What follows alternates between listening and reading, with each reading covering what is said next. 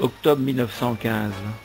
Le bruit courait depuis quelque temps que le premier corps d'armée bavarois qui occupe le secteur de Péronne depuis un an allait partir.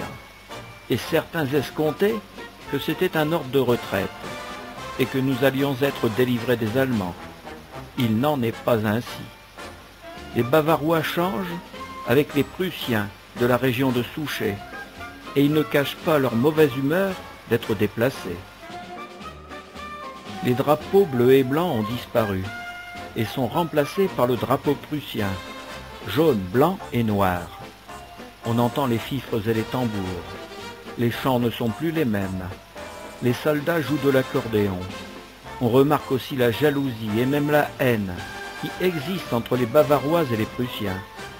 Les rixes sont journalières. Fassol, Henri Douchet.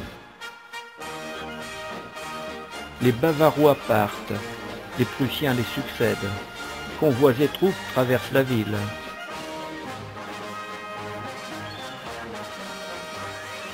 En bon ordre, avec armes et bagages, ces nouvelles troupes, fraîchement débarquées du train, remontent l'avenue Béranger. Les Prussiens installés chez nous. Il y en a des bons et encore plus de mauvais. En général, les Silésiens sont plus haineux que les Bavarois, et ils ont encore moins d'usage. Depuis leur arrivée, dans toutes les maisons où il y a des WC, il faut qu'un Français se dévoue pour nettoyer derrière eux. Ils ne savent pas, ou ils ne veulent pas, soulever les soupapes, et peu leur importe si ça déborde. Pis encore, pour se venger de leurs hôtes avant de partir aux tranchées, ils font dans leurs draps. Il y a des maisons qui au contraire n'ont qu'à se louer de leur sagesse, de leur tenue, de leur complaisance. On cite des officiers qui rentrent le soir sur la pointe des pieds pour ne pas réveiller le propriétaire. Mais on en trouve aussi qui se montrent d'une insolence exagérée. Témoin cet officier, logé chez Madame Joie, qui un jour où Madame Chevaujon était en visite, leur envoya dire de se taire parce que leur conversation l'empêchait de dormir. Fassol.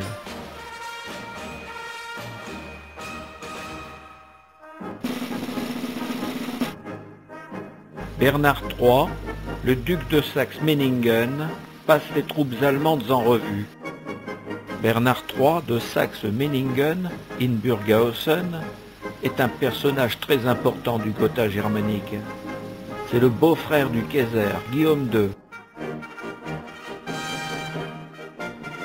Mercredi 10 novembre 1915.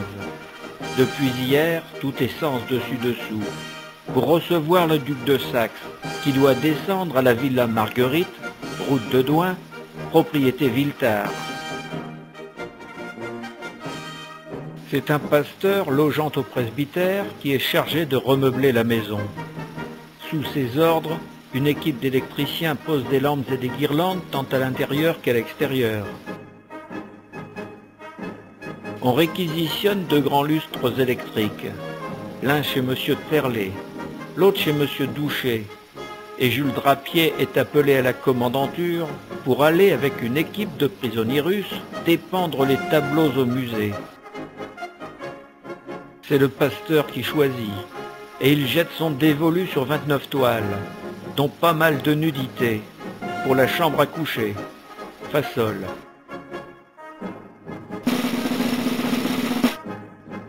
Inspection de tenue et revue des troupes par le duc de Saxe-Meiningen.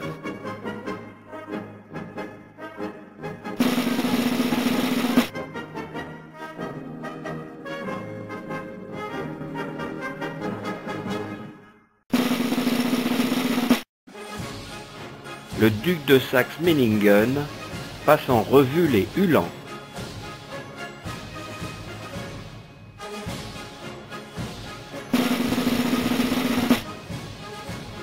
Le duc de Saxe passe en revue les troupes allemandes sur un champ de manœuvre près du Quinconce.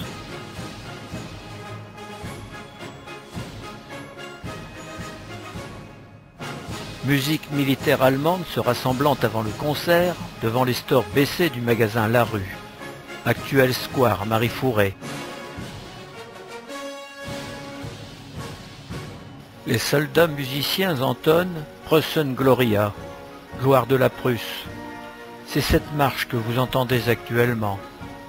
Elle a été écrite au XIXe siècle, après la victoire des Prussiens et ses alliés sur la France, lors du conflit de 1870-1871.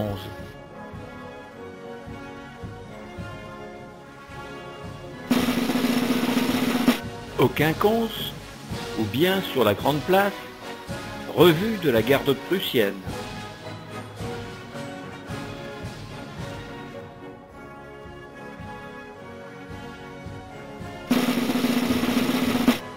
Revue des troupes allemandes au champ de manœuvre.